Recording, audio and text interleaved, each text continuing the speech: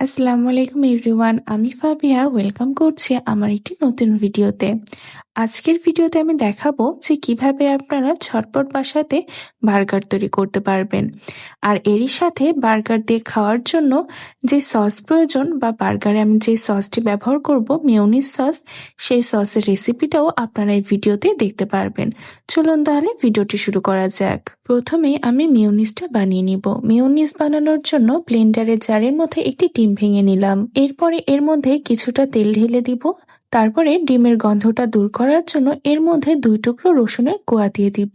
এর স্বাদটিকে আরেকটু বাড়ানোর জন্য এর মধ্যে অল্প কিছু পরিমাণে টমেটো কেচাপ দিয়ে দিব। তারপরে অল্প পরিমাণে ভিনেগার এবং স্বাদ মতন একটু লবণ দিয়ে নিব। এরই সাথে আমি এর মধ্যে বাসায় বানানো এক ধরনের মরিচের গুঁড়া দিয়ে দিব। তারপরে কিছুটা চিনিও দিয়ে নিব।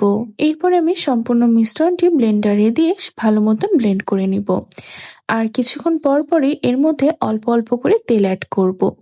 একবারে পুরো তেল দিয়ে দেওয়া যাবে না, অল্প অল্প করে তেল অ্যাড করতে হবে। এই যে আমার মেয়োনিজটা রেডি হয়ে গিয়েছে। মেয়োনিজের থিকনেসটা যখন এমন গাঢ় হয়ে আসবে তখনই এটি সম্পূর্ণভাবে রেডি হয়ে যাবে। চলেন এবার বার্গারের প্রসেস শুরু করা যাক। বার্গার বানানোর জন্য আমি মুরগির সলিড মাংসটি কুচি কুচি করে কেটে নিয়েছি এবং এর সাথে কিছুটা পেঁয়াজও কেটে নিয়েছি। তারপরে আমি বার্গারের মশলার জন্য অল্প কিছু পরিমাণে জিরা, রসুন এবং আদা সুন্দর মতন করে বেটে নিলাম। তারপরে কড়াইয়ের মধ্যে পরিমাণ মতন তেল দিয়ে এর মধ্যে কুচি করে রাখা পেঁয়াজগুলোকে দিয়ে দিলাম। পেঁয়াজগুলোকে ততক্ষণ পর্যন্ত ভাজতে হবে যতক্ষণ পর্যন্ত সেগুলোর কালার ব্রাউন না হয়ে আসে। পেঁয়াজটি ভালো মতন ভাজা হয়ে গেলে বেটে রাখা মশলাগুলো আমি দিয়ে দিব। এরপরে একে একে লবণ, হলুদের গুঁড়া, ধনিয়ার গুঁড়া, মরিচের গুঁড়াও অ্যাড করে দিব। এরপরে আমি এই মশলার মধ্যে মাংসগুলোকে ঢেলে দিব। তারপরে আমি এর মধ্যে কিছুটা সয়া সস এবং অরিগানো ব্যবহার করব। সাথে কিছুটা টমেটো সসও দিব। তবে আপনাদের বাসায় যদি অরিগানো বা সয়া সস না থাকে তাহলে আপনারা এটাকে স্কিপও করতে পারেন। আমার বাসায় ছিল, যার কারণে আমি স্বাদ বাড়ানোর জন্য এটা অ্যাড করেছি। এরপরে আমি সম্পূর্ণ মিশ্রণটিকে অনেক ভালো মতন ভেজে নিব। এই যে দেখেন, আমার মাংসটি কিন্তু পুরোপুরি রেডি হয়ে গিয়েছে। এই পর্যায়ে আমি বার্গারের বানগুলোকে রেডি করে নিব। এই জন্য আমি বার্গারের বানগুলো মাঝখান দিয়ে কেটে নিয়েছি। তারপরে কড়াইয়ে একটুখানি তেল ব্রাশ করে, যেহেতু আমার ব্রাশ ছিল না তাই আমি অল্প কিছু পরিমাণ তেল এইভাবে দিয়ে নিয়েছি। তারপরে বার্গারের বানগুলোকে এই পিঠ ওই পিঠ একটু ছেঁকে নিব।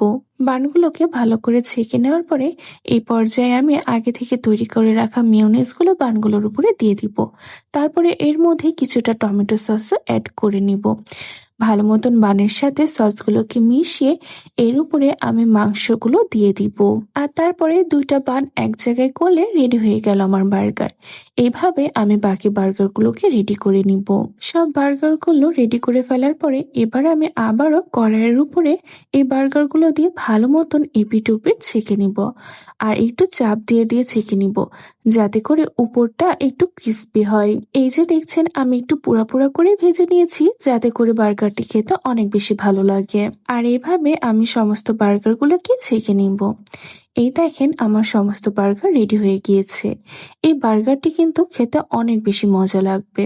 আমাদের কাছে তো এই বার্গারটি খেতে অনেক বেশি ভালো লেগেছে। আপনারাও এরকম সিম্পল ওয়েতে বাসায় বার্গার বানিয়ে খেতে পারেন।